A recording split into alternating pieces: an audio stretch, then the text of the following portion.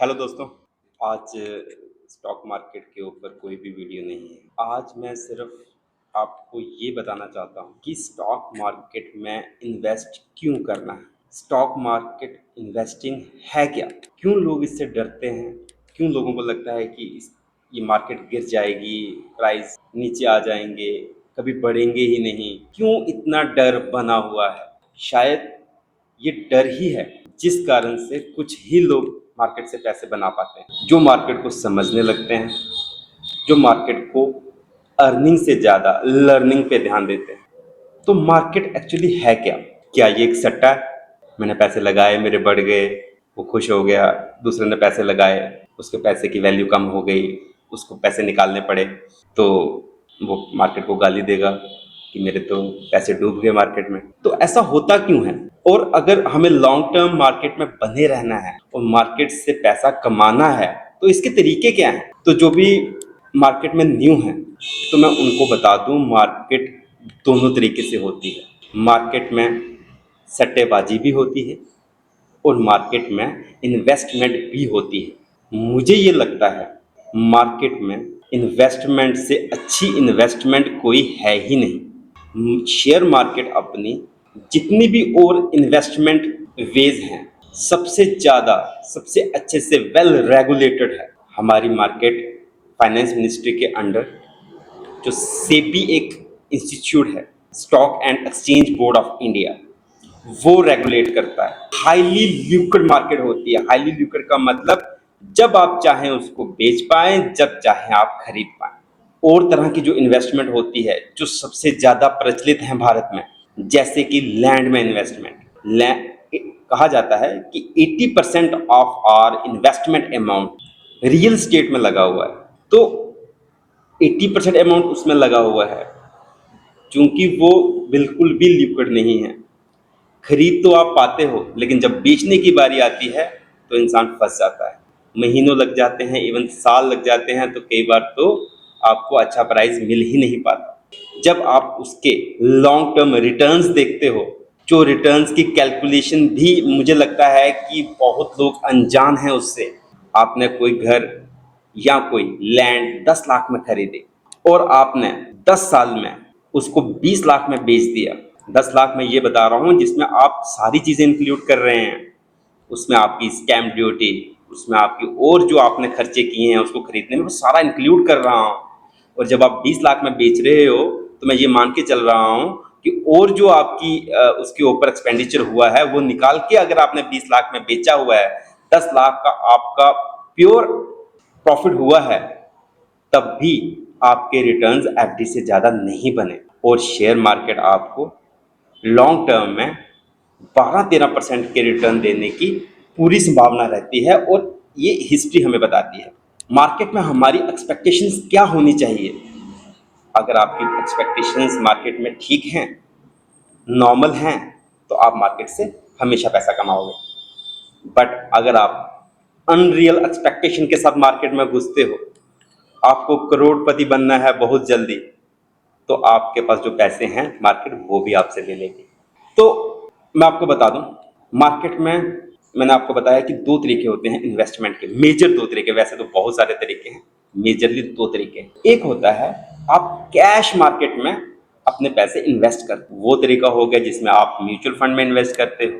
Mutual fund के भी बहुत सारी स्कीम्स होती हैं, इक्विटी की अलग होती हैं, डेप्ट की अलग होती हैं, इक्विटी और डेप्ट के मिक्सचर होते हैं, आर्बिट्राज फंड्स होते हैं, फंड्स ऑफ फंड्स होते हैं। ढेरों स्कीमें जो आपके रिस्क के हिसाब से, आप कितना रिस्क ले सकते हैं और कितने रिटर्न की एक्सपेक्टेशन रखते हैं, तो कोई भी आपको फाइनेंशियल एडवाइजर उसमें आपको इन्वेस्ट करवा दे। जहाँ फिर आप शेयर खरीद सकते हैं, किसी कोई कंपनी आपको अच्छी लगती है तो आप उसके शेयर खरीद सकते हैं।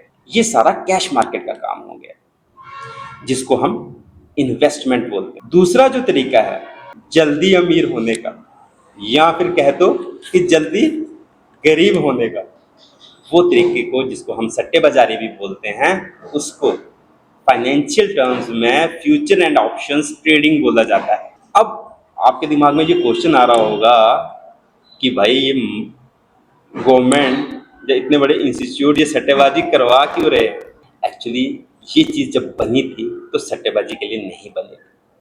अभी भी जो अधिकतर डेवलप्ड मार्केट हैं वो वो इस एफएनओ को, फ्यूचर एंड ऑप्शंस को, जिस पर्पस के लिए बना है उसके लिए यूज करते हैं। बट हम इंडियन जो सट्टेबाजी में बहुत ज़्यादा ध्यान देते हैं, वो फ्यूचर एंड ऑप्शन में सट्टा लगा के, थोड़ा पैसा लगा के जल्दी अमीर होने के तरीके ढूंढते हैं, जिस कारण से जो पैसे उनके पास होते हैं मार्केट वो भी ले लेती है। अब ये फ्यूचर एंड ऑप्शंस बने क्यों?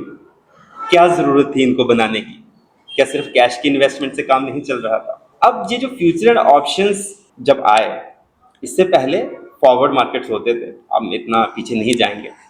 अब ये फ्यूचर एंड ऑप्शंस बने क्यों? फ्यूचर एंड ऑप्शन जो कैश में इन्वेस्टमेंट करते हैं उनकी हेजिंग के लिए बने हुए हैं। हेजिंग का मतलब होता है उनके पैसे को प्रोटेक्ट करने के लिए।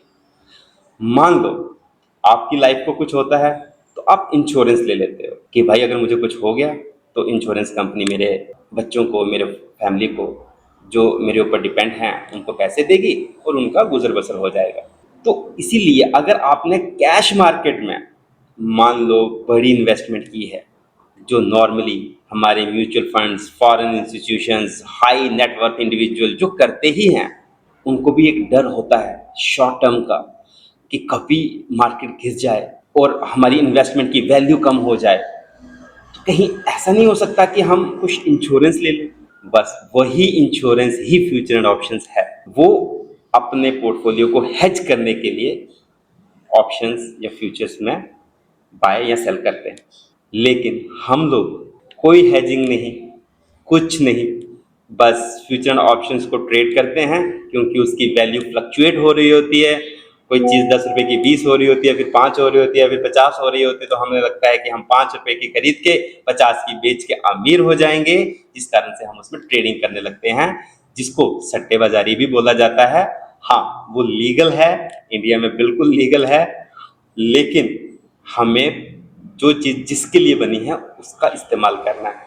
अगर आपको लॉन्ग टर्म के लिए पैसे कमाने, शॉर्ट टर्म में पैसे कमाने का कोई तरीका नहीं है। कई लोग, बहुत सारे लोग ड्रीम 11 में लगाते हैं इसी होप में किसी दिन हमारी लॉटरी निकलेगी और हम करोड़पति हो जाएंगे। हो सकता है करोड़ों में से 2 लोग हो जाएं, पर आप उसमें प्रोबेबिलिटी देख सकते हो कि कितनी कम प्रोबेबिलिटी है आपके करोड़पति होने की। पर अगर आप मार्केट जिसके लिए बनी है उसके लिए इन्वेस्टमेंट करते हैं, तो मेरा ये मानना है, मेरा क्या, सबका ही ये मानना है कि आप लॉन्ग टर्म में अच्छे रिटर्न्स, आप गोल्ड से अच्छे रिटर्न, आप रियल स्टेट से अच्छे रिटर्न आराम से कमा सकते हैं। तो जो भी शेयर मार्केट को सीखना चाहते हैं, समझना चाहते हैं कि ये मार्केट कैसे काम करती है, जो मेरे साथ टच में आना चाहते हैं, बिल्कुल मेरा ऑफिस सांबा में पावर हाउस के पास है, बिल्कुल मुझे अप्रोच करें। मैं स्टॉक मार्केट की क्लासेस देने के लिए भी तैयार हूँ, आएँ। मैं ऑनलाइन क्लासेस देने को भी तैयार हूँ और ऑफलाइन देने को भी तैयार हूँ। मेरा एक ही पर्पस है, लोगों को मार्केट की सही नॉलेज देना, उनको पता हो कि वो जो इन्वेस्ट कर रहे हैं वो कहाँ कर रहे हैं, कितनी उसकी एक्सपेक्टेशंस होंगी उनकी मार्केट से, और मार्केट में क्या क्या हो सकता है, रिस्क कितना इन्वॉल्व है, जिसको हम रिस्क एंड रिवार्ड रेशो बोलते हैं। तो वो इंसान को पता होनी चाहिए जो शेयर मार्केट में इन्वेस्ट करते हैं। तो ऑप्शंस में, जब फ्यूचर्स में ट्रेडिंग के लिए, जिसको सट्टेबाजारी बोला जाता है, मैं बिल्कुल भी किसी को प्रेरित नहीं करूँगा। ये प्रोफेशनल्स का काम है। प्रोफेशनल मतलब जो बचपन से सीख रहे हैं, 15-20 साल से सीख के फिर उसमें स्ट्रेटजीज डेवलप करके उस स्ट्रेटजीज को बार बार मॉडिफाई करना अगर वो करते हैं, तब उनकी प्रोबेबिलिटी रहती है कि वो साल का 20%, 25%, 30% तक कमा सकते हैं अपने कैपिटल का। अगर आप 10, 15, 20 हज़ार लगा के ये सोचते हो कि हमारे रिटर्न 100%, 200%, 300% हो जाएंगे, तो यकीन मानिए आपके लगाए हुए पैसे भी चले जाएंगे। तो आज का मेरा इतना ही, नहीं तो ये वीडियो लंबा हो जाएगा। ऐसी ही बातें सुनने के लिए मुझे लाइक करें, शेयर करें, सब्सक्राइब करें। मैं ये नॉलेज सब तक पहुंचाना चाहता हूं। मार्केट बहुत बड़ी है, बहुत सारे तरीके हैं, एक एक तरीके को हम अच्छे से स्टडी करेंगे, लेकिन मुझे ज़रूरत होगी आपके लाइक की, आपके सब्सक्रिप्शन की, आपके शेयर की। जैसे ही ऑडियंस बढ़ती जाएगी, मैं अपने वीडियोस को और अच्छा बनाता जाऊंगा, कंटेंट और अच्छे करता जाऊंगा, और अपना पर्पस कि सबको ज्ञान हो शेयर मार्केट का, शेयर मार्केट इन्वेस्टमेंट का। जो लोग डरते हैं कि मार्केट एक सट्टे बाजारी है, तो उनको भी समझ आए कि सट्टे बाजारी भी है मार्केट, लेकिन वो सेगमेंट अलग है। तो मिलते हैं अगले एपिसोड में फिर वही मन की बात लेके। तब तक के लिए धन्यवाद। मेरे चैनल को लाइक करें, शेयर करें, सब्सक्राइब करें। धन्यवाद।